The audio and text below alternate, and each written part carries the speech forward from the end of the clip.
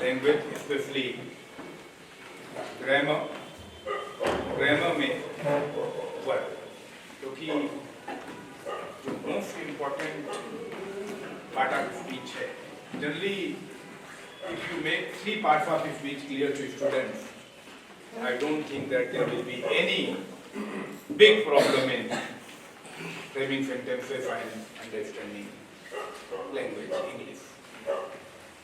Verb, preposition and noun.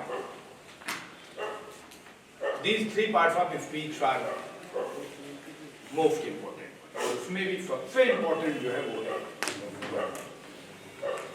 Sentence में जहां हम बात करेंगे तो there can't be a sentence without verb. तो इकलौता अकेला सेंटेंस वर्ड है जो सेंटेंस बनाने के लिए पर्याप्त है। Only one word, verb. Is it clear? तो आज हम लोग चर्चा करेंगे हाउ टू अप्रोच वर्ब। और you all are teachers, knowledge है, नॉलेज की कहीं ऐसा नहीं कि आप लोगों में कमी है। हम लोगों का मेन टारगेट ये है कि आपकी अप्रोच क्या होनी चाहिए, how to make the students understand it easily, कैसे उस चीज को बेहतर ढंग से। क्योंकि अगर आप एज इट इज रूल्स के रूप में चीजों को देते रहेंगे तो नेचुरली अब रूल्स लेने के लिए बच्चा नहीं आ रहा है। स्टडी मटेरियल बहुत है, लगभग हर किताब मोबाइल में है, एआई है। रोकने कह रहा हूँ, वो जिस चीज को चाहता है वो बेस्ट चीजें आपको मिल जाती है। डिफिनेशन देखोगे मिल जाएंगे। तो आपकी अप्रोच क्या होनी चाहिए, आप कैसे चीजों को टैकल करेंगे, ये हमें देखना है। तो वर्ब के यूजेज में अगर हम देखें तो मोस्टली हम 5 चीजों पे अगर ध्यान दें तो कभी भी वर्ब का गलत यूज नहीं होगा। और वर्ब जब भी यूजेज होते हैं तो इन 5 चीजों को ध्यान में लेकर के 5 things that you should keep in mind when there can be a mistake in using a verb। पहली चीज है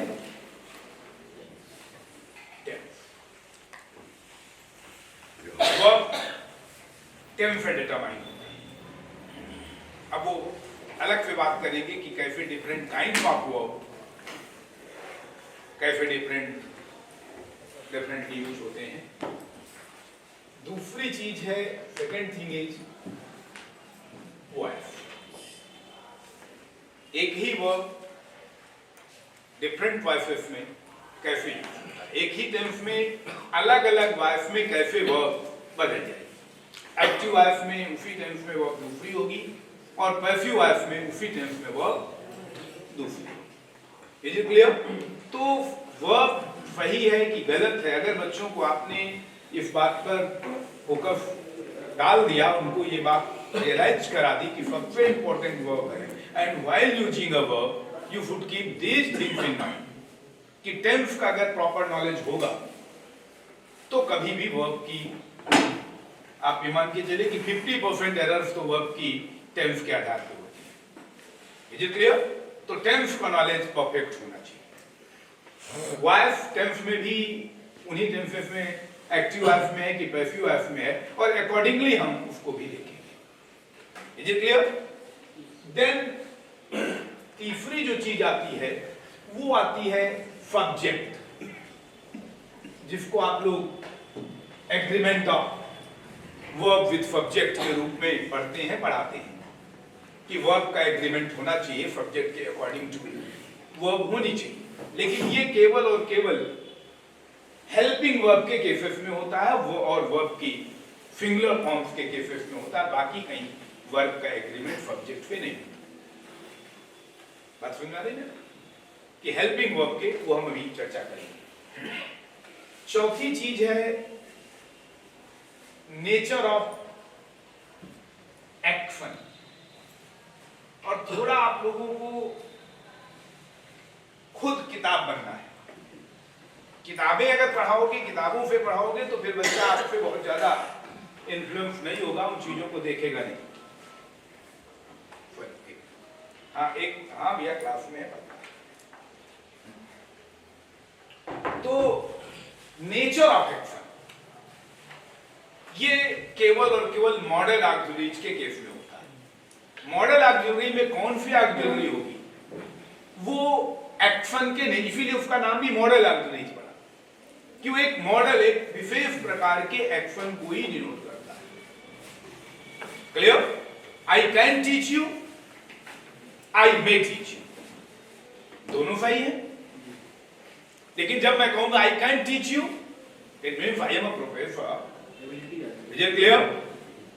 Have been teaching for more than 34 years. 34 साल से पढ़ा रहा हूँ। कैपेसिटी है, मैं आपको पढ़ा ही दूंगा। तो ऐसी स्थिति में मैं कहूँगा I can teach you। तो फिर मैं कहूँ I may teach you। इसका क्या मतलब? पढ़ा भी सकता हूँ, नहीं भी भाई, आप लोग भी सब GIC के टीचर्स हो सकता है कि हम ना बता पाए, आप ऐसा काम कराएं, ऐसे क्वेश्चन करें कि हम उनका आंसर ना दे पाए, ये भी करो। तो ऐसी स्थिति में मैं क्या कहूँगा? I may teach you। Is it clear? हमने कहा you should do it, you must do it, you ought to do it। तो तीनों में एक्शन ही डिनोट हो रहा है, तीनों का मतलब यही है कि आपको ये करना चाहिए। But when I say you should do it, it means it's my suggestion that being a teacher, you should teach your students। Is it clear? लेकिन जब मैंने कहा you must teach, it means it is a compulsion, obligation or compulsion। and if I say you ought to teach it, that moral obligation, your moral obligation। Clear? The government is paying you, and you are here to in the college, in the class to teach, and so it's your moral obligation to teach, so you will say you ought to teach। Have you all got it? So your food ought to, must, used to, discontinued habit of the past, कि past की habits हैं, पहले थी अब नहीं है, तो हम क्या कहेंगे? बचपन में मैं अपने पड़ोसियों के घर में पत्थर फेंका करता था, अब समझदार हो गए, नहीं फेंकते। तो इसका मतलब क्या हो गया? I used to throw stones into my neighbor's house। Are you all getting me or not? Yes। तो वर्ब मॉडल ऑक्सिलरी कैसे होगी? हेल्पिंग वर्ब्स कैसे गवर्न होंगी? किन किन चीजों से गवर्न होंगी? टेंस तो सब में रहेगा, टेंस और वाइफ तो फर्स्ट एंड फॉरमोस्ट है। Is it clear? लेकिन टेंस से हट करके अदर चीजों में अगर हम देखें तो वाइफ होगी, सब्जेक्ट से भी एग्री करेगा, क्योंकि एक ही टेंस हमारे सामने कई वर्ब के ऑप्शन देगा।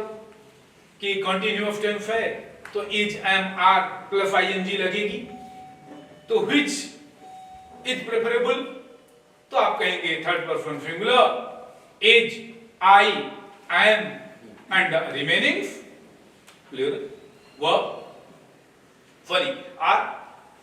Is it clear? आई के साथ एम, थर्ड पर्सन सिंगुलर के साथ इज, बाकी के साथ आर। तो ये किससे बताएगा? टेंस तो आपको वर्ब या वर्ब फ्रेज बताएगा, लेकिन जहां पर वर्ब फ्रेज होंगे, मोर देन वन वर्ब्स होंगे, helping verb plus main verb होगा, तो हेल्पिंग वर्ब क्या होगा ये कौन बताएगा? ये सब्जेक्ट बताएगा। Is it clear? टेंस तो बताएगा ही, लेकिन टेंस आपके सामने कई ऑप्शन दे देगा। पास्ट कंटिन्यूअस टेंस है तो दो ऑप्शन हो गए, was plus ING, were plus ING. तो वाज के साथ आईएनजी होगा कि वर के साथ आईएनजी होगा, ये कौन बताएगा? ये सब्जेक्ट बताएगा। Have you all got it? बात समझ आ रही सबको कि नहीं आ रही? क्लियर? बीच बीच में आपको भी ये काम करना है जो मैं कर रहा हूं। As a teacher you must make your students feel at ease and keep on asking them. Have you got it? समझ में आया ना? बेटा आया ना? नहीं आया तो फिर पूछो। सबसे महत्वपूर्ण अगर कोई ड्यूटी एज ए टीचर आपकी है तो first of all get the doubt of your students out from their mind. पहले आप उनके दिमाग से उनके डाउट्स को आउट करो, बाहर करो। इतना उनको ऐसा एटमॉस्फेयर दो, इफ आई टीच की स्थिति में ले आओ कि वो अपने डाउट आपसे शेयर कर सकें। और जब एक बार डाउट बाहर आ जाए तो आप ऐसा कन्विंसिंग आंसर दो कि वो डाउट परमानेंटली उसके दिमाग से गेट आउट हो जाए। Is it clear? Get the doubt out from the mind of your student and then with your clear practical wisdom whatever you have get it out forever। यही duty आपकी as a teacher होनी चाहिए। आई थी चल तो नहीं कर क्यों डालो पथ में आ रहा है ना पक्का सबको आ रहा है ना ओके गुड। तो ये हमारा नेचर ऑफ एक्शन जी एक्शन है वर्ब है कैसा है इसको देख करके भी हम वर्ब को और अभी जो हम बात कर रहे हैं ये केवल वर्ब की बात कर रहे हैं फाइनाइट वर्ब की। काइंड्स ऑफ वर्ब में जब जाएंगे नॉन फाइनाइट वर्ब की बात करेंगे तो फिर वो चीजें बदल जाएंगी क्योंकि नॉन फाइनाइट वर्ब वर्ब नहीं होगा वो अदर पार्ट ऑफ स्पीच का काम करेगा तो अकॉर्डिंगली वो उस पार्ट ऑफ स्पीच के रूल्स पर चलेगा। Is it clear? तो हम केवल अभी बात आपसे कर रहे हैं फाइनाइट वर्ब की मेन एक्शन वर्ड की जो एक्शन को डिनोट करेंगे। वो एक्शन क्या हो सकता है वो डिफरेंट जैसा एक्शन होगा अकॉर्डिंगली हम उस वर्ब को फाइनाइट वर्ब को हम अकॉर्डिंगली उसको डिफाइन करेंगे अभी आप लोगों को बताएंगे। Is it clear? और पांचवी चीज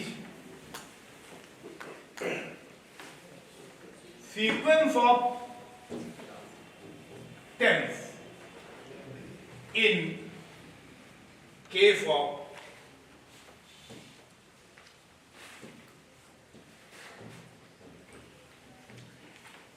सबऑर्डिनेट क्लॉज। जब कोई सेंटेंस कॉम्प्लेक्स सेंटेंस के रूप में आएगा और वो एक सबऑर्डिनेट क्लॉज रखेगा तो subordinate clause is always governed by tense. Subordinate clause का क्या होगा वो प्रिंसिपल क्लॉज बताएगा। प्रिंसिपल अगर प्रेजेंट या फ्यूचर होगा तो सबऑर्डिनेट कुछ भी हो सकता है लेकिन अगर प्रिंसिपल पास्ट हो जाएगा तो subordinate must be in past provided that it is not a universal. ये सब आप लोग जानते होंगे। Is it clear? तो अभी तो मैंने केवल एक इंट्रोडक्शन टाइप की बात बताई कि इस तरीके से बच्चे को पहले तो बताओ कि बहुत ज्यादा नहीं है बेटा वर्ब को आपको जानना है तो इन 5 चीजों को जान लीजिए 50% अंग्रेजी आ गई। बाकी तो जोड़ना है स्ट्रक्चर है बाकी चीजें हैं वो तो आप ग्रेजुअली बताएंगे। Is it clear? लेकिन मेन आपको वर्ब को टेंस को क्लियर करना। Is it clear? अब टेंस की बात करें ये इतना बात सबको समझ में आ गई?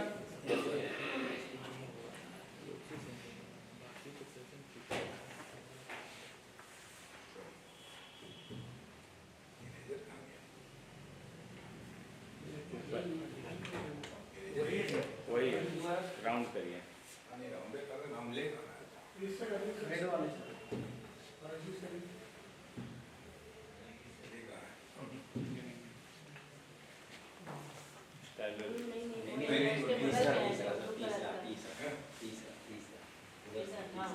ये जिसके नीचे सर्किल है और ये यस अब इसको दूसरा हाँ सॉरी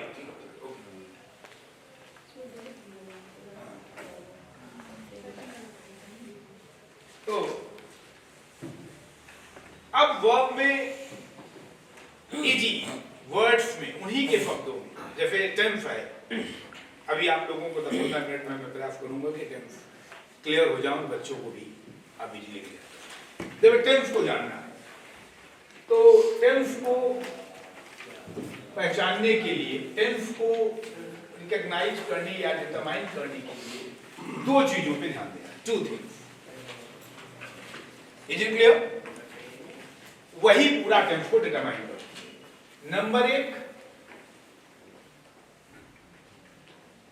टाइम ऑफ एक्शन। जब एक्शन परफॉर्म हुआ तो एक्शन का टाइम क्या है व्हाट इज द टाइम। और टाइम के आप जानते हैं 3 डिटर्मिनेशंस हैं। पूरे टाइम को हमने 3 भागों में डिवाइड किया है तो 3 टाइम हुए। कौन कौन टाइम हुए? Present, past, future. इफले टेंस कितने हो गए? 3 हो गए। कौन कौन हो गया? Present, past and future. Clear?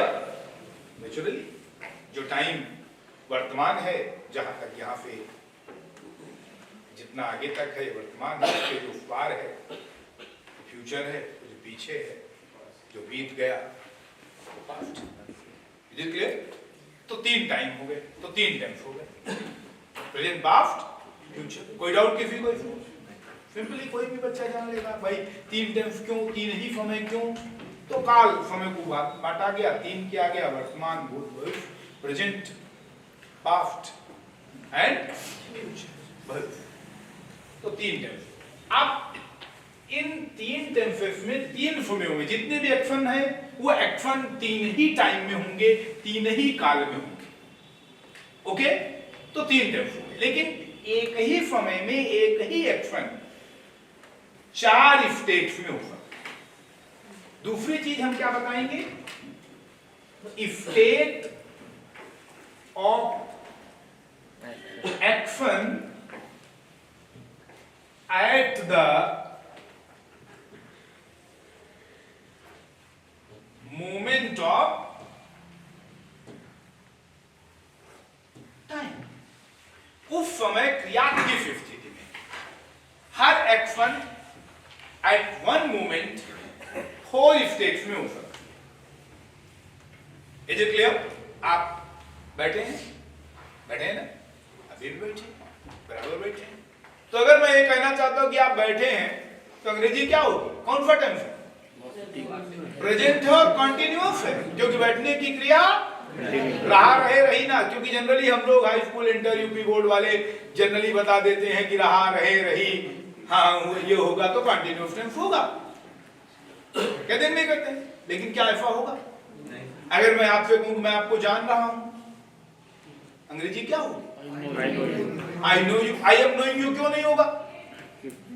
क्योंकि इसका मतलब थोड़ी कि तुम अपने को जनाती चली जा रही हो, मैं जानता चला जा रहा हूँ, अभी थोड़ा जाने, थोड़ा और जाने, अब जाने रहे। जनरली बात समझ में आ रही कि नहीं आ रही? अगर मैंने कहा कि मैं आपको जान रहा हूँ तो इसका मतलब ये नहीं है कि आप अपने को जनाती चली जा रही हो, वो मैं जानता। जनरली आप बच्चों को बताते हैं कि बेटा ये एक्सेप्शन है, एक्सेप्शन कुछ नहीं। Is it clear? Translation sense का होता है। Is it clear? हमारी इंग्लिश लैंग्वेज क्या है? ये कम्युनिकेशन, मतलब लैंग्वेज क्या है?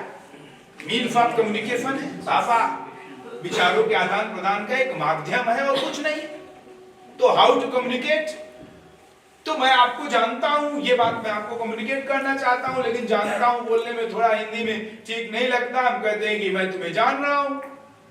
तो व्हेन आई से मैं तुम्हें जान रहा हूं, it means I know you. It does not mean I am knowing. अगर मैंने कहा आई एम नोइंग यू और फिर भी कहेंगे नहीं, मैं तो यही कहूंगा आई एम नोइंग यू, इसका मतलब I am in the process of knowing you. मैं इनसे बार बार बोला आउट फिर और ये धीरे धीरे थोड़ा थोड़ा बताती जा रही है और मैं जानता जा रहा हूँ। तो मैं क्या कहूँगा? आइए अब मुझे Have you got my point or not? Clear to everybody? तो जब कोई चीज एक्शन जब कंटिन्यूएशन में होगा, स्टेट ऑफ एक्शन क्या होंगे?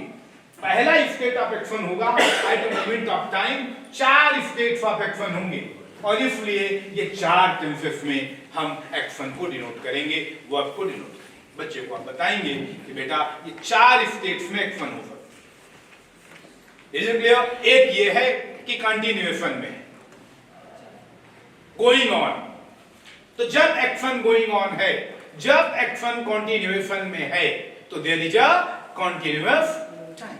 But the moment of time is present, so it is present continuous. The moment of time is past, it is past continuous. Have you got my point or not? The moment of time will be future it is future continuous. तो moment of time क्या है? Present past future. And at that moment of time action किस state में है, accordingly it is continuous. Then पहला तो हुआ continuous, okay. दूसरा है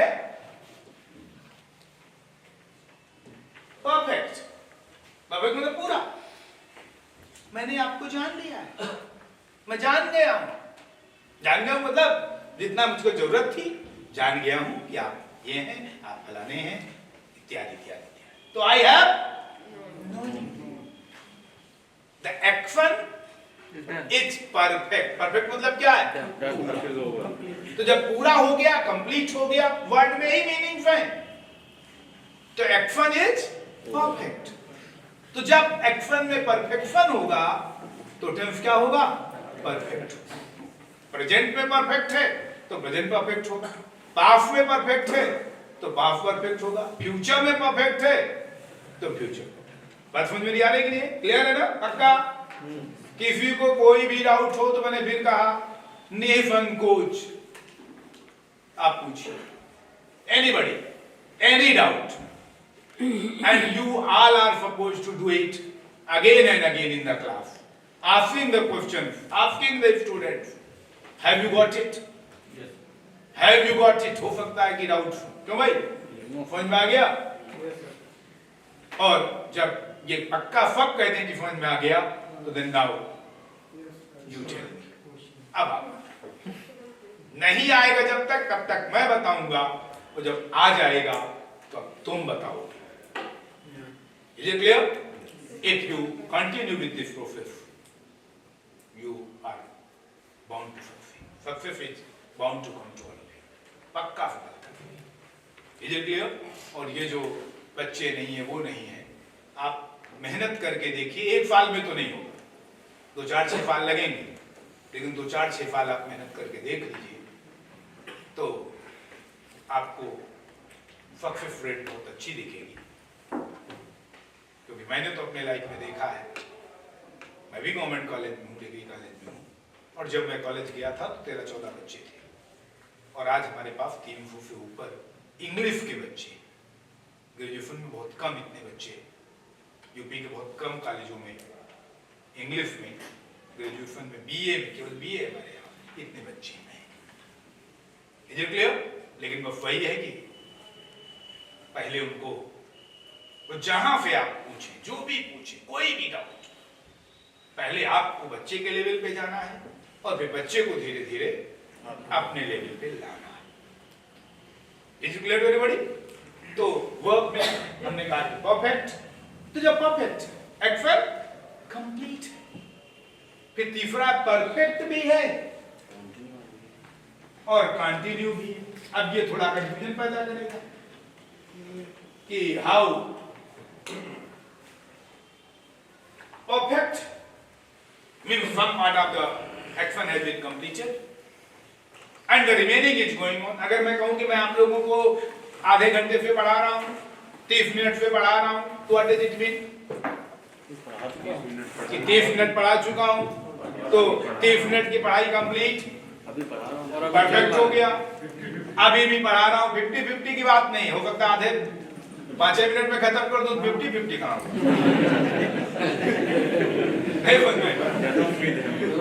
मेरा कहने का मतलब ये है, at the moment of time, this much has been completed, and whatever remains, it may be a bit, it may be a lot, whatever is remaining is going on. Have you all got it? अगर किसी ने आपसे, मैं कहूँ कि आप मुझे 1 घंटे से गाली दे रहे हैं, तो इसका मतलब क्या है? 1 घंटा करिए आ चुकी है अभी नहीं, और आपकी मकई अच्छी है, अभी भी खत्म नहीं हुई करिए। Have you all got it? बात समझ में आ रही कि नहीं आ रही? तो परफेक्ट भी है, हम यही पास्ट में कह दें कि वो मुझे 1 घंटे से गाली दे रहा था, इसका मतलब there was a moment of time when he was abusing me and by that moment of time he has abused for 1 hour, and for 1 hour of abusing had been completed and the remaining was going on, so it was past perfect continuous. तो हम कहेंगे he had been abusing me for 10 hours. अब इसमें preposition क्या लगेगा, for लगे, हमने कहा कि बहुत इंपॉर्टेंट है प्रीपोजिशन टेंस। टेंस जरा सा भी गड़बड़ किया, इज इट क्लियर? हम आपसे कहें कि यू आर ब्यूटीफुल, हम कहते यू वर ब्यूटीफुल, एक ही चीज तो मैंने चेंज की, आर कवर कर दिया। अगर मैं कहूं यू आर हैंडसम तो यू वर हैंडसम, क्या दोनों को अंतर है कि नहीं? जमीन आसमान का अंदर पूरा अर्थ का अनर्थ हो गया है कि नहीं?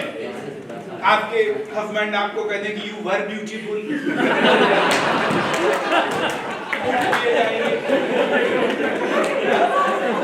आप कौन छुड़ाने मिल गई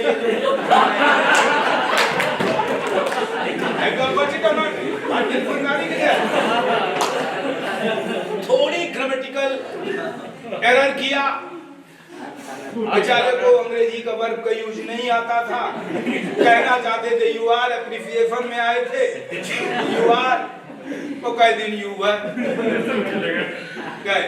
तो इसके बच्चों को बताना बेटा टेंस का अगर यूज गलत किया तो अर्थ का अनर्थ हो जाएगा, प्रीपोजिशन का यूज गलत किया तो गड़बड़ हो जाएगा। Is it clear? जैसे ही प्रीपोजिशन गलत किया तो मतलब ऐसा नहीं कि सेंटेंस गलत होगा, ग्रामेटिकली गलत होगा, लेकिन गलत प्रीपोजिशन के यूज होते ही सेंस बदल जाएगा। क्लियर? अगर the mobile is on the table तो ये आप ढूंढ लेंगे। अब आपको नहीं पता है, हम कहेंगे go and bring the mobile that is on the table, तो आप आएंगे। अब आप एक ही चीज है तब तो कोई प्रॉब्लम नहीं होगी, आप मोबाइल उठा लेंगे, है कि नहीं? और आपको नहीं पता है कि मोबाइल ये है कि ये है, तो कंफ्यूजन हो जाएगा। इन द टेबल कह देंगे तो तुरंत आप ढूंढ लेंगे दूसरी जगह। तो पोजीशन से प्रीपोजिशन बहुत important.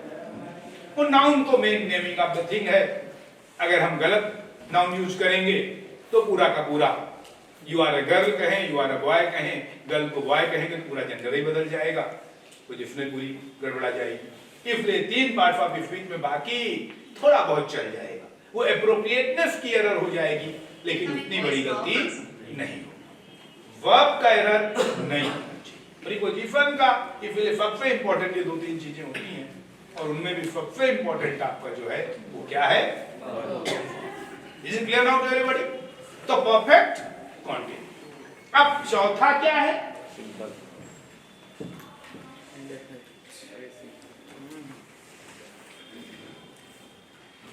Indefinite. The question is, what is indefinite? Definite का मतलब निश्चित, indefinite मतलब अनिश्चित। तो what is not definite? When the continuity and perfection is not definite, it is indefinite. जब ये ना पता चले at the moment of time action is continue or not, at the moment, by the moment of time action has been completed or not, when it is not definite. अगर मैं कहूं कि मैं अंग्रेजी पढ़ाता हूं तो इसका मतलब जब मौका मिलता है पढ़ा, इसका मतलब ये नहीं कि मैं अभी पढ़ा रहा हूं, इसका मतलब ये भी नहीं है कि पढ़ा चुका हूं। क्लियर? तो ऐसे में क्या कहेंगे हम? ऐसा नहीं है, you all know it, but I am just telling you how to tell it. I think you must have found something different कि वर्ड के थ्रू आपको चीजों को, बच्चों को उनके प्रायर नॉलेज पे, बच्चों को इतना पता है कि प्रेजेंट क्या होता है, पास्ट क्या होता है, फ्यूचर क्या होता है। क्लियर? कंटिन्यू माने क्या होता है? पहले तो वर्ड मीनिंग सबसे पहले अगर कोई बच्चा जानता है तो नेचुरली लैंग्वेज की आधार शिला ही वर्ड्स है, वर्ड्स के बिना तो कुछ आएगा नहीं। मीनिंग जानेगा, वर्ड जानेगा, मीनिंग जानेगा, और फिर उन्हीं अर्थों के थ्रू, जो अर्थ उसको पता है, उन्हीं अर्थों के थ्रू आपको अपनी लैंग्वेज बतानी, उसको यूज करना है। Is it clear? कि कंटिन्यूअस टेंस, कंटिन्यूअस माने जारी, प्रेजेंट कंटिन्यूअस वर्तमान में क्रिया जाए तो वो present continuous, perfect, indefinite. Verbs की बात करेंगे, हेल्पिंग वर्ब, तो मॉडल एक्चुअली जैसे अभी मैंने बात की, हेल्पिंग, तो हेल्पिंग मतलब जो हेल्प करे। हेल्प का मतलब क्या होता है? मदद करने वाला। हेल्पिंग वर्ब किस चीज की हेल्प करेगी? मेन वर्ब की। मेन वर्ब में क्या मदद करेगी? वो टेंस को और वॉइस को रिकॉग्नाइज करने में जो वर्ब मदद करती है उसे हम हेल्पिंग वर्ब कहते हैं। टेंस क्या है और वॉइस, क्योंकि आईएनजी तो 6 कॉन्टिन्यूअस में लगेगा, प्रेजेंट कॉन्टिन्यूअस में भी आईएनजी लगेगा, पास्ट कॉन्टिन्यूअस में भी वर्ब की आईएनजी लगेगी, फ्यूचर कॉन्टिन्यूअस में भी, प्रेजेंट परफेक्ट कॉन्टिन्यूअस में भी, पास्ट परफेक्ट कॉन्टिन्यूअस में भी, फ्यूचर परफेक्ट कॉन्टिन्यूअस सब में आईएनजी लगेगा। तो ये किसका कॉन्टिन्यूअस है? इसकी मदद करने के लिए एक वर्ब आ गई। Is plus ING present continuous, was plus ING clear, has been plus ING present perfect continuous. तो has been, had been, will have been, shall have been, is, am, are, was, were, will be, shall be, ये सब क्या कर रही है? They are helping. Helping in what? Making the difference between the tenses and the voices. Clear? अब third form है तो passive voice में थर्ड लगती है। किसका पैसिव है? इज, एम, आर के साथ थर्ड फॉर्म है, प्रेजेंट का पैसिव है। वाज, वर के साथ थर्ड फॉर्म है, पास्ट का पैसिव है। बात समझ मेरी आ रही कि नहीं आ रही? तो कौन बता रहा है? Who is telling you? A verb, an extra verb, and this verb is helping verb. थोड़ा प्रैक्टिकल नॉलेज के थ्रू, क्योंकि मैं तो ये समझ रहा हूँ इधर कुछ दिनों में थोड़ा थोड़ा एआई वगैरह देख रहा हूँ, उसको थोड़ा यूज भी किया। जैसे बेटे को कभी बात करता हूँ, बेटा 9th में एआई सब्जेक्ट भी ले लिया है तो थोड़ा करता भी है। तो मैं देख रहा हूं कि जिस तरीके से लगभग हर मटेरियल एआई आपको तुरंत दे दे रहा है, तो आप अगर, लेकिन वो खाली लिख के दे रहा है, अगर आपने अपने आप को चेंज नहीं किया तो आपका अस्तित्व खतरे में है। क्लियर? अगर आप केवल किताब को किताब की तरह आएंगे, बांट के चले जाएंगे, पढ़ा के चले जाएंगे, तो फिर आपसे बच्चे पढ़ने नहीं आएंगे। वो कहेंगे कि ये तो हम मिल ही जाएंगे, किताब की समझिए। क्लियर? पहले पढ़ने वही आएगा जो उसको कुछ नया मिलेगा, आसानी से मिलेगा। Either you will save his और हर टाइम और you will make it easy. दो ही चीजें हैं। क्लियर? कम समय में बताओगे तो टेक्निकल तरीके से आपको बताना होगा।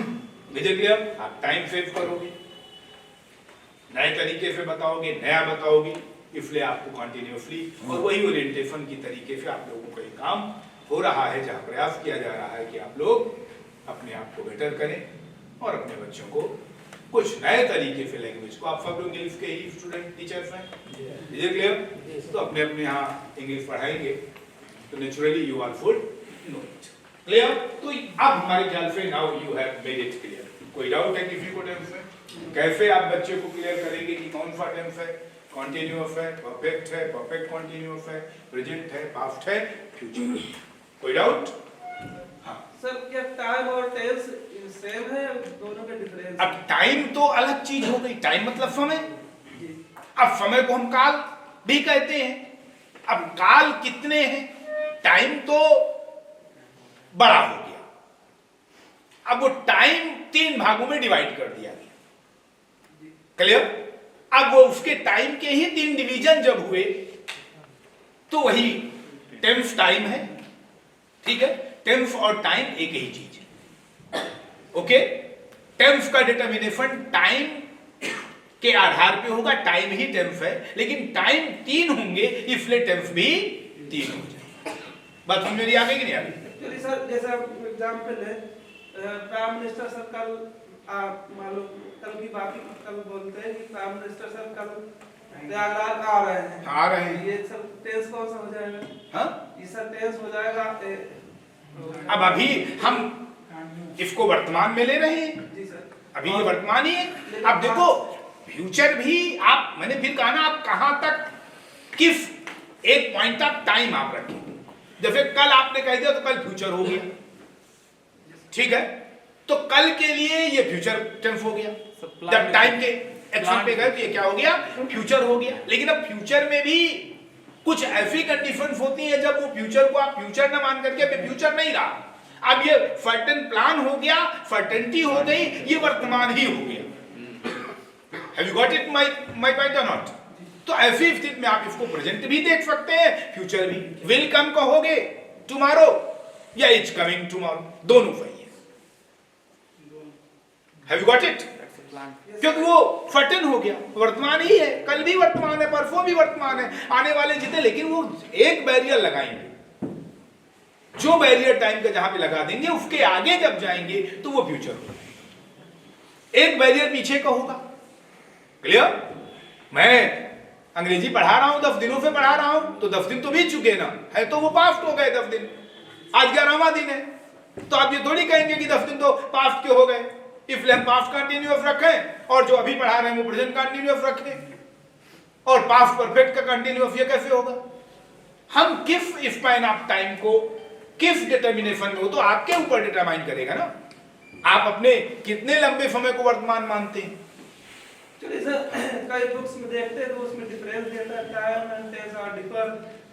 नहीं, अब वो किताब, मैंने फिर कहा कि अगर आप पूर्णतः किताबों पे जाएंगे, किताब की तरह से जाएंगे, तो they are going to create only and only confusion. यही तो आपको करना है कि आपको कुछ नया करना। सर एक्चुअली अब ऐसा मन से सोचा कर, नहीं बिल्कुल बिल्कुल ठीक है, बिल्कुल सही कर रहे हो। हमने तो कहा ना कंफ्यूजन कोई भी हो तो बच्चे को भी आपको यही मंच प्रोवाइड कराना है कि उसके दिमाग में कंफ्यूजन हो तो आपको उसको खत्म करना, बात समझाएंगे।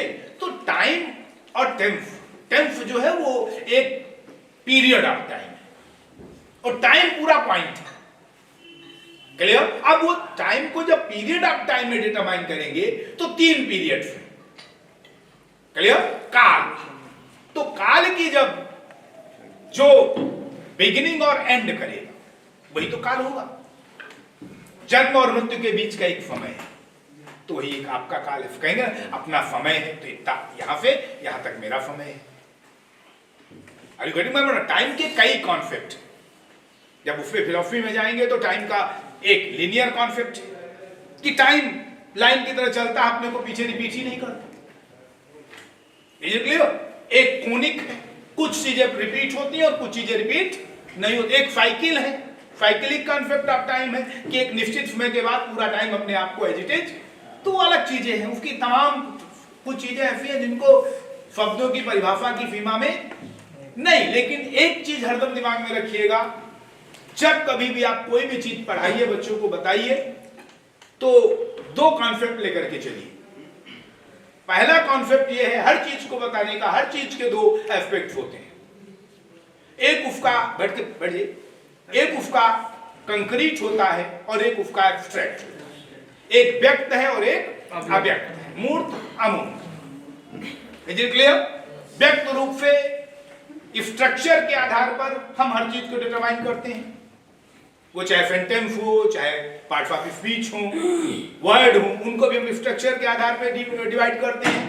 हम कहते हैं कि प्राइमरी वर्ड है, सेकेंडरी वर्ड है, कंपाउंड वर्ड है, कॉम्प्लेक्स वर्ड है, सेंटेंस भी कहते हैं, सिंपल है, कॉम्प्लेक्स है, कंपाउंड है। किस आधार पे? स्ट्रक्चर के आधार पे। और कंटेंट, यहां पर इस सेंटेंस में हमने इस बात को अफर्म किया है, इसलिए अफर्मेटिव सेंटेंस है। हमने एक स्टेटमेंट को निगेट किया है, निगेटिव है। और दोनों मिलाकर के हमने कोई बात कही है, एफर्ट की है, तो असर्शन है, असर्टिव सेंटेंस। हमने क्वेश्चन किया है, इंट्रोगेटिव है। ये सेंस के आधार पे, लेकिन स्ट्रक्चर के आधार पे सिंपल है, कॉम्प्लेक्स है, कंपाउंड है। बात समझ आएगी? अरे स्ट्रक्चर के आधार पे आप लोग लड़कियां हैं, औरतें हैं, ये लोग आदमी हैं, है कि नहीं? स्ट्रक्चर के आधार पे। लेकिन कंटेंट के आधार पे जरूरी नहीं है कि आपके माँ बाप आपको बिटिया कहते हो। कंटेंट के आधार पे, गुण के आधार पे हो सकता है कि आपके माँ बाप आपको कहते हो बेटा इधर आओ। कई बेटा कहते हैं पापा की नहीं कहा है कि नहीं कहा, तो क्या वो समझ नहीं रहे कि तुम क्या हो, तुम बिटिया हो कि बेटा हो? लेकिन फिर भी वो आपको बेटा कहते हैं। क्यों कहते हैं? कंटेंट क्या था? अब आप लड़ जाएंगे फिर इनके पिताजी बिल्कुल बेवकूफ है, काहे बेटवा कहे, बात समझ में आएगी नहीं? तो वही बात यहाँ कि आपने देखा कैसे, क्योंकि हम भाव से जब देखेंगे, एब्स्ट्रैक्ट रूप में देखेंगे, जब हम गुणों पे देखेंगे तो इनके माँ बाप में, इनमें लड़के लड़की में कोई अंतर नहीं करते। जो काम कोई बेटा दूसरे के घर में करता है वही काम ये अपने घर में बिटिया होकर के भी करती हैं, इसलिए इनके पापा, इनकी मम्मी इनको क्या कहती हैं? मेरा बेटा है। कहते हैं कि नहीं कहते हैं? एक तरफ लाडो भी लगाते हैं, दूसरी तरफ बेटा लाडो बेटा। Why does he do? Because he is not looking at whatever physical organs he is made of, but he is looking at what qualities that we have. So, sir, can we call tense is time, time is tense? Time? I am very particular about the word, sir. No. So can't it be present time instead of present tense? नहीं, अब जब tense देखिए, जब हम action को period में determine कर, देखो पीरियड ऑफ टाइम भी है लेकिन वो पीरियड में डिवाइडेड है। हमने कहा पीरियड जो होंगे वो काल होगा। काल क्या है? एक period of time is tense. Tense क्या है? Period of time. टाइम कोई भी बहुत ब्रॉड है, टाइम में सब आ गया। अब वो टाइम को जब हम पीरियड में कन्वर्ट किया तो वो टेंस हो गया। अब वो पीरियड ऑफ टाइम कौन सा है? प्रेजेंट का है, इसलिए हमने उसको क्या कहा? Present tense. टेंस जो है वो क्या है? टेंस में तीनों है। टेंस में प्रेजेंट भी है, पास्ट भी है और फ्यूचर है। टेंस की हिंदी जो होगी वो काल है, ठीक है? टाइम समय है, वो समय डिटरमाइंड है, 1 घंटा, 2 घंटा, 4 घंटा, है ना? बीता हुआ समय, वर्तमान, आने वाला समय। तो आने वाला समय क्या है? Present tense. वो समय कितना लंबा होगा? कोई फिर कोई स्पैन कुछ भी हो सकता है। Have know got it? नहीं क्लियर? क्या बेटा लोग? Yes sir, clear sir. तो कोई मैंने सर एक डाउट ये था, यूजली हम जब कुछ पढ़ लेते हैं या एक दिन पुराना होता है तो उसको पास्ट में बोलते हैं। न्यूज़पेपर में जो भी आती घटना एक दिन पुराना होता है, लेकिन उसके न्यूज़ पेपर के हेडलाइंस इंग्लिश के जो होते हैं वो वर्तमान में रहते हैं, प्रेजेंट में रहते हैं। क्योंकि मैंने फिर कहा ना, उनका जो डिटर्मिनेशन है वो आज ही है। उनका कल क्या है? घटना कल हुई, आपको बता कब रहे हैं? But only heading sir explanation तो पास्ट में रहता है, लेकिन हेडलाइंस आप घटना मतलब, क्योंकि आपको जब इंट्रोड्यूस कर रहे हैं तो वर्तमान में इंट्रोड्यूस कर रहे हैं। जब स्टोरी हम टेलिंग करेंगे तो वर्तमान से पास्ट को तो तीनों चलेंगे ना, वो तो प्रेजेंट पास्ट फ्यूचर तीनों साथ में चलेंगे, साइमल्टेनियसली चलेंगे डिटर्मिनेशन में। सर एक्शन तो पास्ट है, हाँ, हैपनिंग प्रेजेंट में, हैपनिंग प्रेजेंट, टेलिंग प्रेजेंट में प्रेजेंट, स्टोरी टेलिंग बताई जा रही वर्तमान में, घटना कब की है? पास्ट की। क्लियर?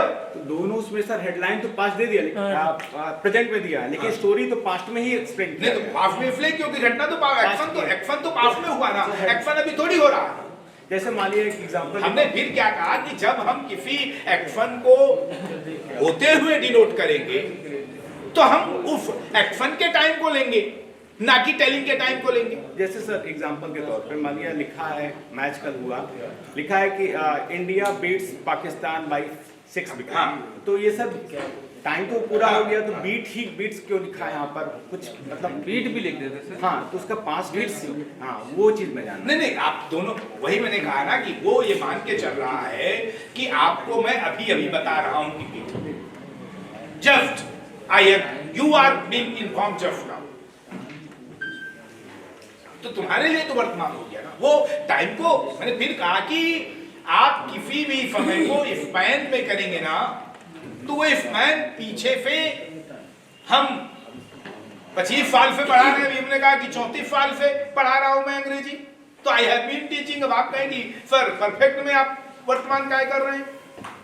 Is it clear? तो वर्तमान सब वर्तमान, आप कितने पीछे तक जाकर के कहां से, जहां से शुरू कर रहे हैं और जहां तक आ रहे हैं वो सब वर्तमान। सर ये टाइम और टेंस की जो लाइन है बहुत ही थिन है सर। थिन नहीं, टाइम थोड़ा सा आप इधर हुए तो बिल्कुल पेंडुलम की नहीं, तरह। टेम्प क्या है, मैंने फिर कहा टेम्प टाइम को एक फाचे में ढालना है, एक पीरियड ऑफ टाइम में उसको ले लेना है। तो हम जब किसी भी पीरियड ऑफ टाइम की बात करेंगे तो 3 पीरियड होंगे। पीरियड कितने होंगे? 3। इसलिए आपका काल जो घंटा लगता है उसको भी आप क्या कहते हैं? 45 मिनट का पीरियड। वो पीरियड क्या है? 10 उसको कालांश कहते हैं, नहीं कहते? कालांश, काल का अंश। काल तो बहुत लंबा है, तो काल में भी अंश होंगे। तो हर चीज तो कोई, मैंने कहा कि कोई भी परिभाषा जितनी भी है वो यूनिवर्सल नहीं होती, ये भी आप जाने रही। Is it clear? वो तो अपने को चेंज करती रहेंगी, अपनी मीनिंग बता। वो परिभाषाएं क्या है? पूरा कम से कम शब्दों में अधिक से अधिक क्वालिटीज को जो समेट ले वही डिफिनेशन है। हाँ, लेकिन कंप्लीट नहीं है। हाँ। सर जैसे मेरा क्वेश्चन नहीं है, जैसे ये सर बोल रहे थे वैसे, क्योंकि सर देखिए जो भी हम कुछ बोलते हैं करते हैं कुछ समय बाद वो तो पास हो ही जा रहा है। हाँ। तो हमारे पास कोई एक पास का जो पूरा डेफिनेशन है कितने समय को हम पास माने और कितने समय को प्रेजेंट, कुछ नहीं। तो कुछ होता है जैसे कि जो चीजें चल रही होती हैं तो एक लगभग हम मान लेते इमीडिएट पास्ट और इमीडिएट फ्यूचर टाइप का, कि यहाँ से यहाँ तक के दायरे को हम प्रेजेंट मानेंगे। जैसे हमसे कोई पूछता है कि आजकल आप क्या कर रहे हैं, तो आजकल का सेंस जो है मेरा मतलब साल भर का भी हो सकता है। हाँ। या हो सकता है 10 साल का भी हो सकता है। बिल्कुल तो वही एक होता है कि हम बातचीत में क्या करते हैं दायरा सेट कर लेते हैं कि यहाँ तक लेकिन बात पर रखें। इसी तरीके में, लेकिन अगर मैंने कहा कि मैंने ये पिक्चर कल देखी है, हिंदी में मैं बोलूं कि मैंने ये पिक्चर कल देखी है और इसकी अंग्रेजी बोलूं तो क्या होगा?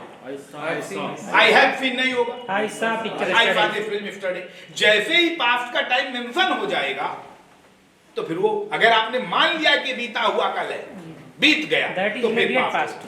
जैसे ही That's फ्यूचर का what टाइम दे देंगे तो वो फ्यूचर हो गया, और जब तक टाइम नहीं देंगे, क्लियर, तब तक वो क्या रहेगा? जैसे शुरू में तो जब न्यूज़पेपर आपने खोला तब तो प्रेजेंट था, लेकिन जैसे ही टाइम में घुस गए अंदर तो आपको बता दिया कि कल हुई है घटना, तो अब क्या करेगा? अब तो पास में जाएगा ना। सर ग्रामेटिकली कोई रूल हम जानना चाहते नहीं, ग्रामेटिकली कोई, मैंने फिर कहा ना कि ये ग्रामेटिकली सब जैसे सर ये बोल रहे थे प्रधानमंत्री कल आ रहे हैं, तो ये तो प्लान है सर, फिक्स प्लान को माना है तो प्रेजेंट बोलते हैं। एक मिनट, इनको the news of the newspaper is a report. The news of the newspaper is a report, and there is a set format of report. The heading is always written in present. The heading आप लोगों को इन सब चीजों पे और भी classes चल रहे होंगे, रिपोर्ट राइटिंग इन चीजों पे बात की जाएगी, तो you can discuss it there. Okay, अभी थोड़ा क्योंकि एक ही घंटे में बात करनी है, and the I think today there is recording of the class as well, है ना? तो बीच बीच में रोक दे रहे हैं क्या? It has been going on, sir. Okay, तो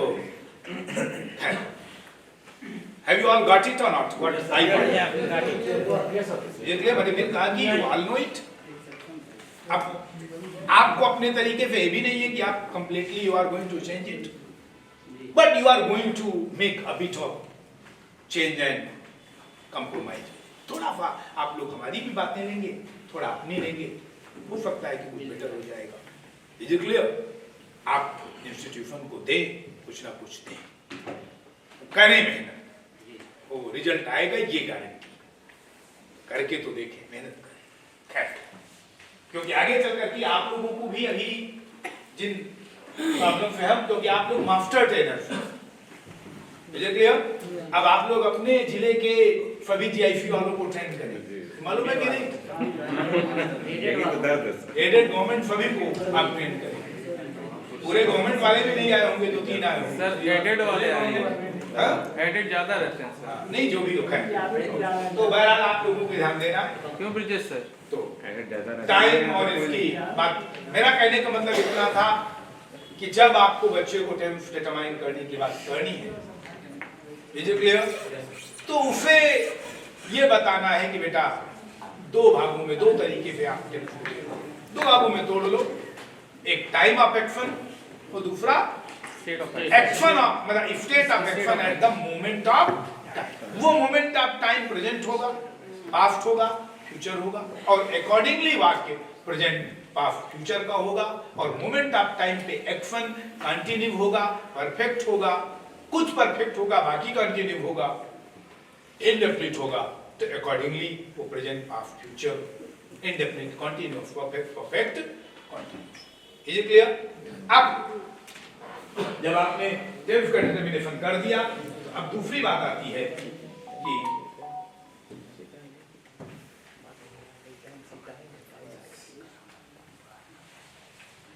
I am not here more to tell you but rather to tell you how to tell it to your students. Is it clear? जानते सब लोग अब ऐसा इसमें कोई नहीं है जो टेंस नहीं जानता, जो वाइफ नहीं जानता, ना जानते होते तो यहाँ ना होते। परीक्षाएं दे करके आए हो, पास हो करके आए हो, बीए में बीएड सब करके आए हो, तो पढ़ा तो सब है ही, नॉलेज तो सब है ही। Is it clear? हमें प्रयास ये करना है कि उसे कैसे सिंप्लीफाई करना है, कैसे उसे और बेहतर करना, और उसके लिए थोड़ा आप लोगों को स्टडी प्लस मेडिटेशन, ध्यान जोड़ना, एसोसिएशन, प्रयास करें कि बच्चे को डायरेक्ट ना बता करके उसको एसोसिएट करें। यूटिलिटी, जब कोई भी बात आप बताएं, कोई भी पार्ट ऑफ स्पीच, कोई भी ब्रांच ऑफ नॉलेज लेकर के आए, तो बच्चे का सबसे इंपॉर्टेंट, सबसे पहला क्वेश्चन यही होता है कि फिर इसका हमारा ये यूज क्या है। क्लियर? तो जब तक आप उसको बताओगे नहीं कि बेटा जब वर्ब बताने लगो तो सबसे महत्वपूर्ण वर्ब है ना, फिर जब दूसरा बताओगे तो ये भी देखो, अगर बेटा प्रीपोजिशन गलत यूज किया है कि नहीं तो ये हो जाएगा, अगर आपने नाउन गलत यूज किया तो ये गड़बड़ी हो जाएगी, एडजेक्टिव गलत यूज किया तो ये गड़बड़ी हो जाएगी। Is it clear? अगर मैंने आपको कहा कि यू आर ब्यूटीफुल तो गलत नहीं है। Is it clear? लेकिन मेरी आंखों में देखने का अप्रोच बदल गई। अगर मैंने कहा यू आर हैंडसम तो दूसरी बात हो गई, तो मैंने कहा यू आर ब्यूटीफुल तो दूसरी बात। ये बच्चे को बताओ, सही दोनों है। आपके लिए beautiful word I think more appropriate होगा हैंडसम, है ना, सॉफ्टनेस के साथ, पोलाइटनेस के साथ, एडजेक्टिव में और कुछ नहीं होता। Is it clear? केवल वो अपनी मीनिंग बदलेगा। सॉफ्टनेस, पोलाइटनेस के साथ जब कोई चीज अट्रैक्टिव होती है तो वो ब्यूटीफुल होती है, और अपने टफनेस के साथ जब होती है तो वो अगर आप लोगों ने एक नॉवेल पढ़ा हो far from the madding crowd Hardy का, तो उसकी जो हीरोइन है बातफीबा, उसके लिए हार्डी ने हैंडसम वर्ड ही यूज किया है। क्लियर? हैंडसम ले लो, क्योंकि वो सब कुछ करती है बिल्कुल मैस्कुलिन क्वालिटी, है ना, मैस्कुलिन क्वालिटी है, और कहते हैं कि वो हैंडसम, मर्दाना, और तुमको भी कहीं मर्दाना है कि नहीं, खूब लड़ी मर्दानी, वो तो झांसी वाली। और जो इज इट क्लियर? तो वो कहने का मतलब ये है कि आपको ये बच्चे को कन्विंस करना है। ये दुनिया बहुत ज्यादा यूटिलिटेरियन अप्रोच के साथ चल रही है, और बच्चे को अगर एक बार आपने कन्विंस कर लिया कि बेटा बहुत जरूरी, बहुत लाभ का है, मतलब का है, तो बच्चे क्या करेंगे? ध्यान देंगे, नहीं तो ध्यान नहीं देंगे। इसलिए make them realise what you are telling is very important, और ये तभी संभव है जब आपका एसोसिएशन प्रायर नॉलेज से उसको वो करे, और कोऑपरेशन भी हो। जो मैंने कहा कि पहले तो वो आपसे बोल सके, कुछ लोग जाते ही हड़काना शुरू कर देते हैं, क्लास में मिस्टर क्रिकल की भूमिका में आ जाते हैं। अगर फ्रॉम डेविड कॉपरफील्ड आप लोगों ने पढ़ा हो तो उसमें एक टीचर है मिस्टर क्रिकल, सलेम हाउस वाले। क्लासेस शुरू होने के पहले half the students are in tears, और by the end of the class all the students were in tears, सब बच्चे रोने लगते हैं। तो फिर आप रोते ही रहेंगे कि बच्चे नहीं आ रहे, क्यों आए? आप पहले ये तो बताओ कि हम क्या दे रहे हैं, क्या बना रहे हैं। हमारे यहाँ जब आते तो बताते हैं बेटा ये हुआ, देखो ये सिलेक्ट हो गए, पिछले साल लड़का नेट हुआ। हम अपने सांगीपुर से बच्चे सिलेक्ट होने निकालना शुरू कर दिया, और निकलने लगे बच्चे, सिलेक्ट हो रहे हैं। यहाँ भी हमारे 2-3 स्टूडेंट बैठे हैं जिनको मैंने पढ़ाया है, वो अमरीफ है। Is it clear? और भी कोई, और भी कोई, तो आप भी पढ़े? हाँ, कुछ दिन आप आए थे, है ना, तो इन सबको मैंने पढ़ाया है, तो I have been useful to them. Be useful. एक बार आपने रियलाइज करा दिया तो ये भी बता दूं कि टाइम निकालोगे तभी निकलेगा। अगर आप ढूंढो कहो जब सब काम से टाइम मिलेगा तब पढ़ाएंगे तो टाइम नहीं मिलेगा। फिर सरकार इतना टाइम काम आपसे ले रही है कि फिर टाइम नहीं निकलेगा। और निकाल लोगे तो 3 पीरियड 4 पीरियड के लिए टाइम निकल ही आएगा आगे पीछे। ये क्लियर? और फिर एक दिन की 2500 3000 तनख्वाह दे रही है सरकार, 2000 से कम तो किसी को नहीं मिलता होगा, 60,000 से शुरुआत हो रही है तो पर डे को 2000 दे रही है, उस दिन का भी जिस दिन सोते हो तो बहुत होता है काम नहीं होता। क्यों डरो? हम लोग तो 5-6 हजार पा रहे हैं। तो अब वो कि अगर हम बात करें किसी भी चीज को, जैसे मैंने कहा कि जब आपको बताना है तो सबसे पहले मैंने एक नमूना दिया, काइंड्स बताने हैं कि ये क्या है, लेकिन रटी भिटी वही पुरानी वाली डिफिनेशन, किताबों वाली डिफिनेशन से काम चलाओगे तो सब किताब में है, फिर बच्चा क्लास में नहीं आएगा। और अब तो उसको बताने के लिए भी, डिफिनेशन भी लिखाने के लिए भी एआई और अन्य चीजें आ गई हैं, चैट जीपीटी है।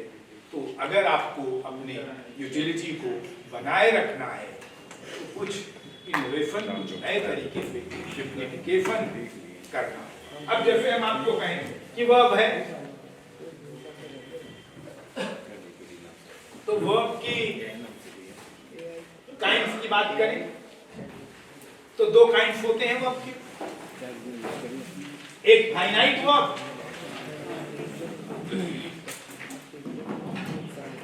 और दूसरा नॉन फाइनाइट। अब यहाँ जनरली लड़का इनफाइनाइट बोल जाता है तो उनको बताओ बेटा बच्ची उल्टे नहीं होता। Sir, before it there is one more division. Before it. अभी थोड़ा धीरे रखो, ठीक है? फाइनाइट और ना। अब ये जो फाइनाइट है ये मैंने फिर कहा कि कोई भी चीज फाइनल नहीं है। Is it clear? These are one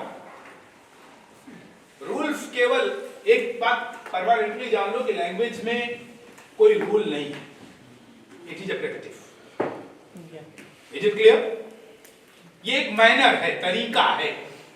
इसलिए लैंग्वेज में ये भी कहते थे फॉर्मल है और इनफॉर्मल। एक ये फॉर्मेलिटी चली आ रही है। इंग्लैंड तो पूरा का पूरा यूरोप, स्पेशली इंग्लैंड जहां से हम लोग इस लैंग्वेज को ले रहे हैं, वो तो पूरा का पूरा कंट्री ऑफ ट्रेडिशन है। वो तो परंपरा, आज तक वहां कॉन्स्टिट्यूशन ही नहीं लिखा गया है। Is it clear? तो ट्रेडिशन पे है, चला आ रहा, बोल रहे हैं, परंपरा है। Is it clear? तो उन परंपराओं के आधार पर जो कुछ निष्कर्ष निकाले गए, निकलते रहेंगे और भी निकलेंगे और चेंज भी होते रहेंगे, उसमें परिवर्तन भी हो रहा है। वर्ड फॉर्मेशन में भी आप तरह तरह की चीजें देखेंगे। रूल कोई एक नहीं चलेगा क्योंकि लैंग्वेज के साथ रूल परमानेंटली चल ही नहीं सकते। स्पेशली जैसे नाउन है, सिंगुलर से प्लूरल बनाना है, बच्चे को आप बताओगे एक्सेप्शन का एक्सेप्शन वगैरह नहीं होता। वो एक्सेप्शन ये है कि वो वर्ड किस लैंग्वेज का है और अकॉर्डिंगली उस लैंग्वेज का रूल चलेगा। अब लड़का का प्लूरल अगर आपको बनाना है तो लड़का थोड़ी हो जाएगा या फिर ये थोड़ी लग जाएगा, लड़के होगा। क्योंकि लड़का हिंदी शब्द है। और एजेंडम की बात करेंगे तो एजेंडम्स नहीं होगा, एजेंडा होगा। ग्रीक लैटिन वर्ड्स में उनका अपना रूल चलता है, इंग्लिश वर्ड होंगे तो इंग्लिश में इंग्लिश का रूल चलेगा। Are you getting my point or not? तो डिपेंड करता है कि वर्ड किस लैंग्वेज का है और उसी के अकॉर्डिंगली हम उसमें परिवर्तन करेंगे। इसीलिए जब आप लोग स्टैंडर्ड लैंग्वेज की बात करते हैं या कभी स्पेल बी और वो कंपटीशंस देखा हो तो जब स्पेलिंग पूछी जाती है, बच्चों से मीनिंग पूछी जाती है तो बच्चे पहले ही कह देते हैं कि लैंग्वेज प्लीज, क्योंकि लैंग्वेज बताइए तो लैंग्वेज के हिसाब से हम समझेंगे कि इसका प्रोनाउंसिएशन क्या है, ये बोल क्या रहा है। Is it clear? उसी चीज को अंग्रेजी वाला बोलेगा तो दूसरे तरीके से, अमेरिकन में स्पेलिंग होगी तो वही कलर की स्पेलिंग इंग्लिश में COLOUR होगी और अमेरिकन में COLOR हो जाएगा। क्योंकि वो न्यू इंग्लैंड एक नए अंग्रेजी की बात कर रहे हैं तो वो उन सब चीजों को जो पुरानी वाली है, जो ट्रेडिशनल है, उनको तोड़ने का इन सेंटर में TRE क्यों लिखे हम TER लिखेंगे, तो उन लोगों ने उसको ब्रेक किया। आदमी समझा लेंगे। तो इसलिए कोई यूनिवर्सल नहीं है। आपको मेन चीज ये है कि कम्युनिकेशन में गड़बड़ ना हो और जो शुरू में बताया मार खाने वाली स्थिति ना आ जाए। वाच बोल दें और आर गड़बड़ हो जाए, ये बच्चे को बता रहा है कि वाच का आर करोगे, आर का वाच करोगे तो बेटा प्रॉब्लम हो सकती है। कहा जाता है कि एक बार इंग्लैंड में एक आदमी डूब के मर गया केवल गलत अंग्रेजी के यूज के कारण। He was drowning in Thames, डूब रहा था, विल और फेल का उसको प्रयोग सही पता नहीं था। उसने कहा कि I will drown, nobody fail save me. अब लोग वहां पर पढ़े लिखे थे, उनको अंग्रेजी आती थी। जब उसने कहा आई विल ड्राउन, तो विल जो है वो अफ्योरेंस होता है, प्रॉमिस होता है कि मैं जरूर डूबूंगा,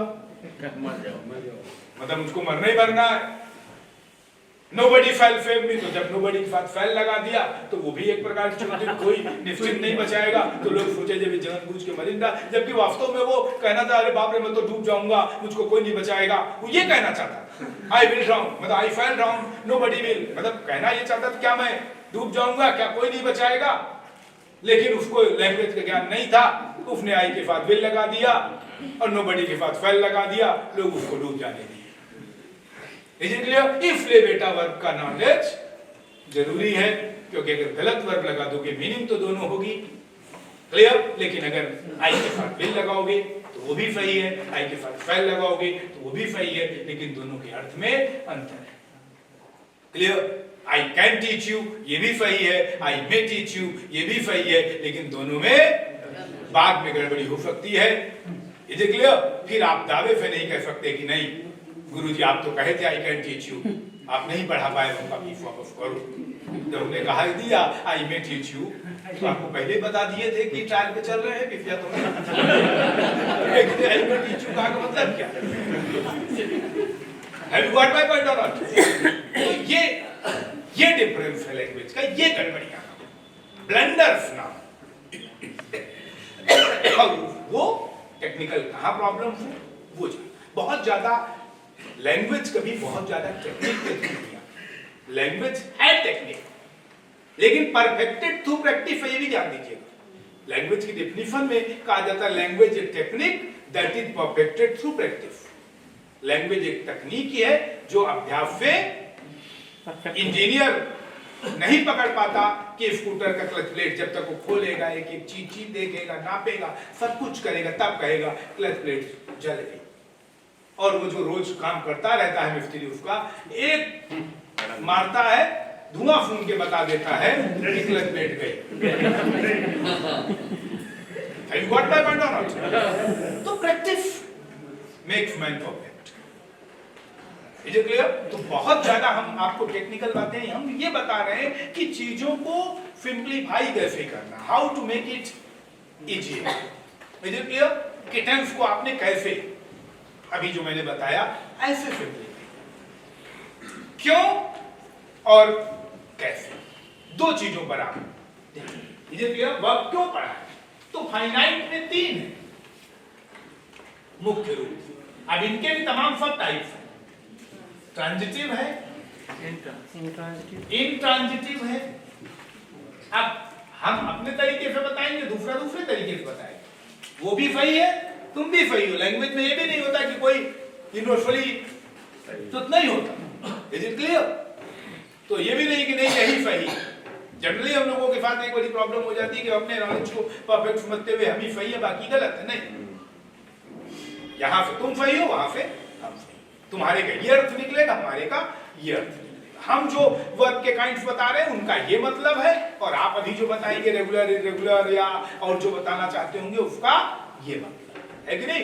पूरा 1 घंटे में सब नहीं बता सकते। इसके अलावा अगर आप लोगों को कोई भी टॉपिक पे, कोई भी लैंग्वेज में स्पेशली डिस्कशन करना हो, कोई बात करनी हो, तो you can talk with me, call मी। मैं आप लोगों को अपना नंबर दे दूंगा, आप लोग हमसे बात कर सकते हैं, पूछ सकते हैं कभी भी। कोई भी अगर आपको डाउट लगता है कि ये चीज हमको थोड़ा सर कैसे इसको सिंपलीफाई, जैसे सिंथेसिस को कैसे बताएं, नरेशन को कैसे बताएं बच्चों को, इज इट क्लियर, हम ये चीज नहीं कर पा रहे हैं। ऐसा नहीं है कि आप, कई बार होता है कि आप जानते हैं उसको अच्छे तरीके से नहीं कह पा रहे हैं, तो हम दोनों लोग मिलकर के प्रयास करेंगे, देखेंगे हो सकता है कि और बेहतर करें। Is it clear. तो यू कैन ऑलवेज, हाँ तुरंत हो सकता है कि बिजी हो, तुरंत नहीं उठाएंगे, तो जब कभी भी हम खाली होंगे तो हम कॉल बैक करेंगे, तो ये आप निश्चिंत रहिए। अननोन नंबर रहता तो भी मैं कॉल बैक करता हूं, जब खाली होऊंगा करूंगा। Is clear? तो 93 35 10 24 53 9335 1024 डॉक्टर विष्णु प्रताप सिंह 9335 1024 ठीक है। तो जब कभी भी आप लोगों को कहीं भी whenever you have any doubt, okay, either with my experience of teaching 34 years, 34 साल से मैं अंग्रेजी पढ़ा रहा हूँ, since 1990 1990 से मैं अंग्रेजी पढ़ा रहा हूँ। इंटर के बाद से ही मैं पढ़ा रहा हूँ। तो मैंने इंटर पास किया था, वो पास नहीं, रिजल्ट बाद में आया था, पढ़ाना शुरू कर दिया कोचिंग ट्यूशन। और मैंने बच्चे के लेवल से बच्चों को पढ़ाया है, तो इसलिए थोड़ा इसी तरीके से अपने तरीके से सोच के बताने का। कई बार ऐसा होता था जानते नहीं थे फिर भी बताना है कि नहीं। अब आप लोग भी क्वेश्चन करेंगे, बताना तो कुछ ना कुछ है कि नहीं।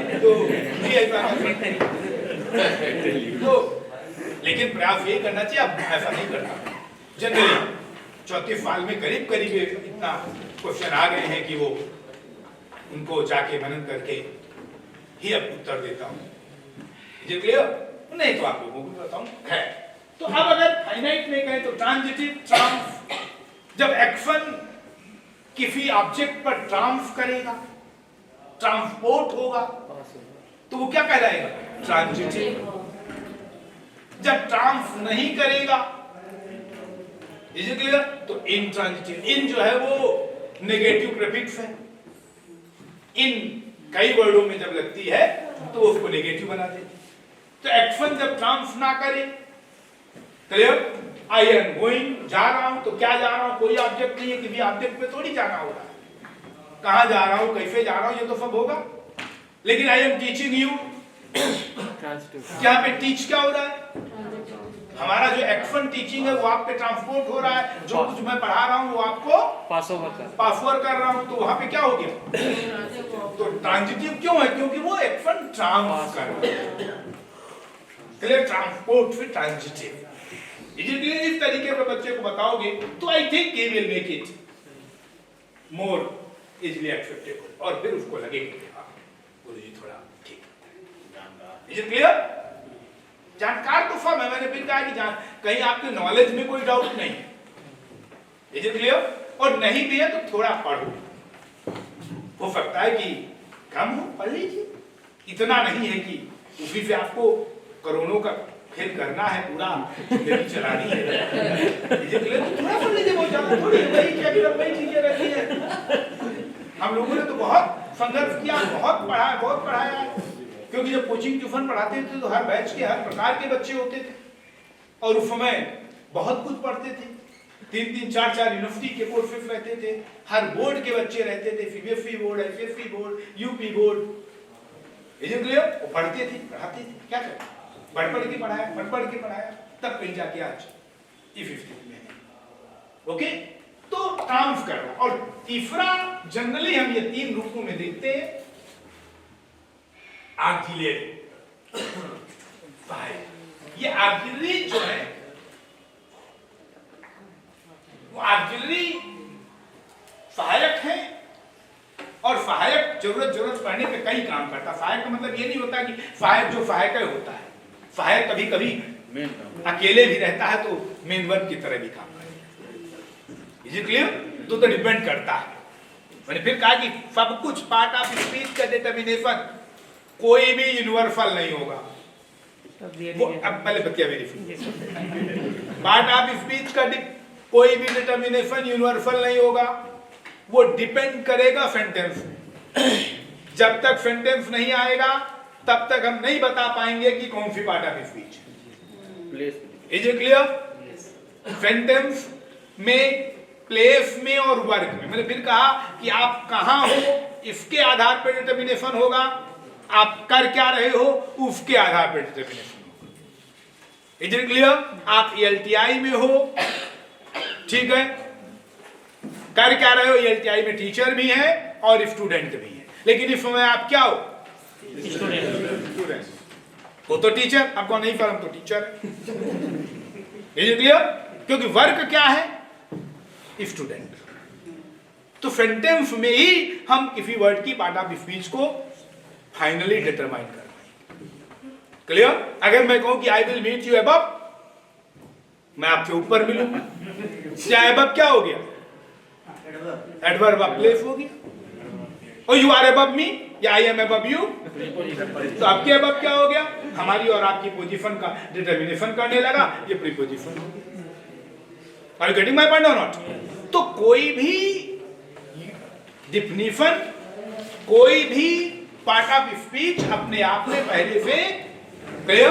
अगर मैं कोई you are Ravan of the class, तो आपकी रावण क्या हो गया? कॉमन नाउन, एडजेक्टिव हो गया, नाउन का एडजेक्टिव, कॉमन नाउन एडजेक्टिव की तरह यूज हो रहा। Are you getting my point or not? तो वो सेंटेंस पे डिपेंड करेगा कि कौन सी पार्ट ऑफ स्पीच है ना। लेकिन ये पार्ट ऑफ स्पीच होती हैं, अभी हम ये बता रहे हैं। क्लियर? कि वर्ब में ये होती हैं। अब ये क्या होंगी?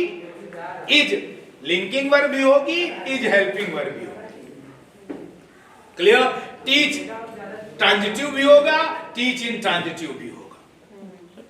Are you getting my point or not? तो ये नहीं है कि एक वर्ब एक ही होगा, ट्रांजिटिव है तो ट्रांजिटिव होगा। रन जो है वो इंट्रांजिटिव भी होगा, रन जो है वो लिंकिंग भी होगा और ट्रांजिटिव भी होगा। Is it clear? वो डिपेंड करेगा सेंटेंस में क्या वर्क कर रहा है, और वही मैं आपको बताने का प्रयास कर रहा हूं। बात समझ आ रही कि नहीं आ रही मैं क्या कहना चाहता हूं? तो आपको बच्चे को ये पहले ही क्लियर कर देना है, माइंड बिल्कुल क्लियर होना चाहिए। Is it clear? कि कब लिंकिंग वर्ड का काम क्या है? वर्ड की मीनिंग में ही है, जो लिंक करेगा दो पार्ट्स ऑफ स्पीच को। क्लियर? सब्जेक्ट को किसी एडजेक्टिव से, नाउन से, अन्य चीज से क्या करेगा? लिंक कर देगा। यू आर अ वुमन, तो यू और वुमन दोनों क्या है? एक ही है। दोनों को एक ही है बताने के लिए एक वर्ब आया, एक एक्शन वर्ड आया, बी से आर। तो यहाँ पे आर क्या है? Linking verb. Have you got my point or not? Linking मतलब जो लिंक करे। Have you got my point or not? Helping, जो हेल्प करे। किसकी हेल्प करे? इंट्रांजिटिव, क्योंकि हमें टेंस में ट्रांजिटिव। फिर लड़का कहेगा सर इतनी की जरूरत ही क्या थी?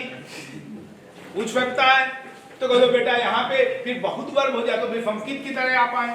संस्कृत में हेल्पिंग लिंकिंग कुछ नहीं, क्योंकि उसने वर्ब ही इतनी दे दी है ना। पठत पढ़ता, पठत पठत पढ़ता, है ना। पठान पढ़ावा पढ़ामा, फिर हर टेंस में 6 तो हर सब्जेक्ट के लिए अलग वर्ब है ना। प्रथम पुरुष, मध्यम पुरुष, उत्तम पुरुष, एक वचन, द्विवचन, बहुवचन, हर वचन के लिए एक वर्ब। लेकिन हमारे यहाँ क्या है? इंग्लिश में क्या है? First form, second form, third form, ING form और सिंगुलर प्लूरल। फर्स्ट में मतलब singular plural form. Is it clear? Second form, third form, ING form. Verb इतनी ना 12 टेंस बता दिए हम, present indefinite, past indefinite, future indefinite, सब continuous, सब परफेक्ट। तो आप क्या करें? कैसे पता चले? इतने वर्ष से तो काम नहीं चलेगा ना। टेंस कैसे बच्चों को हिंदी में तो समझा लिया, अंग्रेजी में कैसे समझोगे? तो कहा हम हेल्पिंग दे रहे हैं। क्लियर? तो हेल्पिंग जो है वो क्या करती है? मदद कर देती, तो पूरे टेंस आपके क्लियर हो। इसी को हेल्प करने के लिए हेल्पिंग वर्ब की जरूरत पड़ी, क्योंकि वर्ब या तो फिर वर्ब हम तमाम करें। अब एक छोटा सा वर्ड है गो, अब कितने उसको हिंदी में तो हमारे यहाँ करते हैं, ताती ताई फिर लगाते रहते हैं, फिर गो वेंट गॉन गुट्टी गुट्टा क्या करें?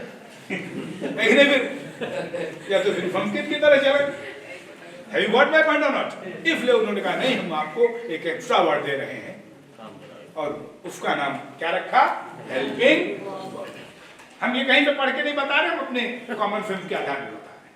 आप भी ऐसे बताइए, और यही है, क्योंकि उसे आपको लैंग्वेज नियम में नहीं, आपको प्रैक्टिस में लाना है, यूज में लाना है।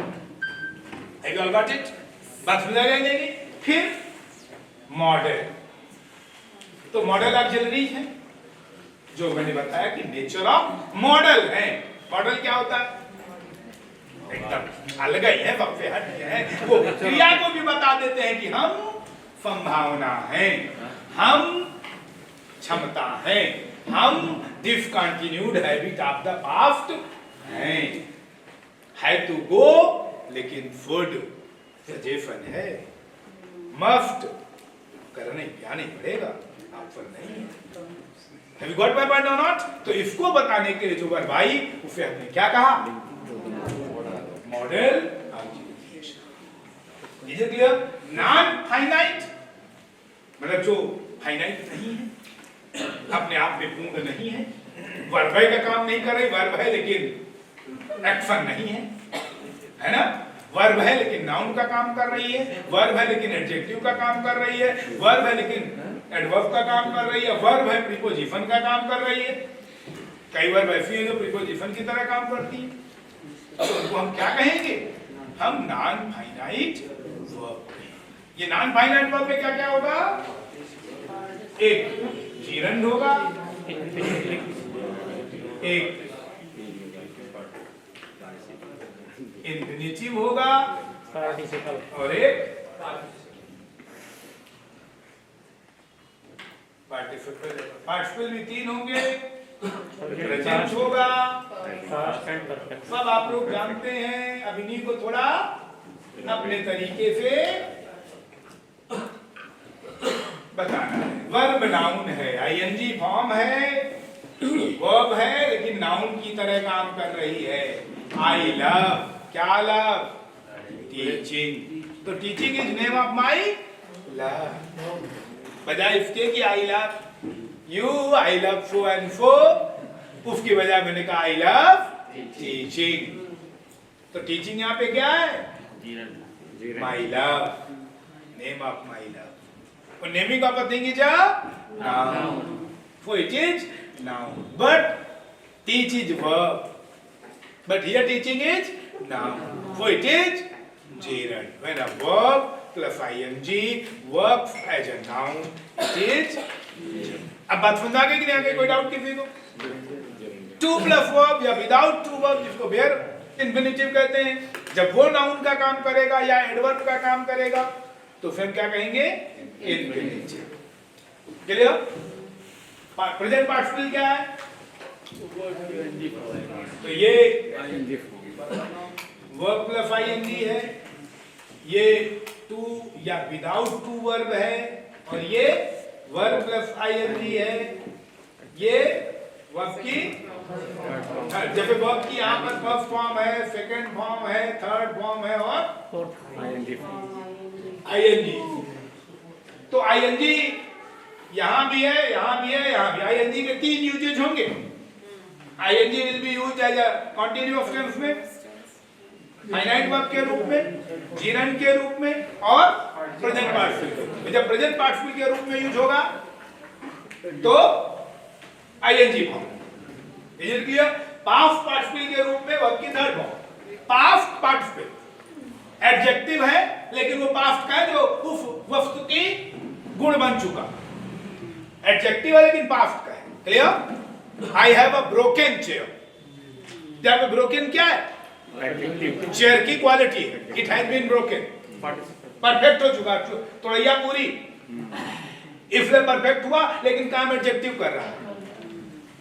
क्लियर? वो परफेक्ट पार्टिसिपल, ये तो पास्ट पार्टिसिपल हुआ, पास्ट में हुई। वो परफेक्ट पार्टिसिपल क्या होता है? कि पास्ट में घटना पूरी हो गई, है कि नहीं? जैसे मैंने कहा खाना खा करके, अभी आप बताओगे कि इनका यूज क्या होगा बेटा? जब सिंपल बनाओगे, कॉम्प्लेक्स बनाओगे, कंपाउंड बनाओगे, ट्रांसफॉर्मेशन की बात आएगी तो इन में इनका क्या होगा? यूजेज होगा, पार्टिसिपल्स के यूजेज होंगे। Are you all getting me? तो परफेक्ट पार्टिसिपल का क्या यूज है, पास्ट पार्टिसिपल का क्या यूज है? एडजेक्टिव की तरह काम करेगा, एडवर्ब की तरह काम करेगा। परफेक्ट पार्टिसिपल में एक्शन जब कंप्लीट हो जाएगा, अगर आप ये कहना चाहते हैं कि I took my bath, I went to temple, तो हैविंग टेकन माई बाथ, क्यों? क्योंकि स्नान करने के बाद ही जाओगे, है कि नहीं? वो आप कहेंगे I fall and I run away, seeing a शेर को lion. देखा भाग गया, कि यहाँ पे प्रेजेंट टाइम में देखोगे देखता ही भागोगे, इसका थोड़ी कि देख लोगे फिर कहोगे अब भागे। तो यहाँ पे परफेक्शन के बाद भागोगे कि तुरंत ही भागोगे, प्रेजेंट टाइम में देखता ही भागोगे, कब भागोगे? तो इसलिए प्रेजेंट पार्टिसिपल लगाओ, सीइंग अ लायन, है कि नहीं? और नहाते हुए जाओगे कि नहा के जाओगे? मंदिर अगर आपको जाना है तो नहाते हुए एक लोटा डाला और बढ़े, एक डाला और बढ़े, ऐसे जाओगे कि नहा के जाओगे? इसलिए है। अब बात समझ में आ गई कि नहीं? Have you all got it? तो ये डिफरेंट वेज हैं to make all these things clear.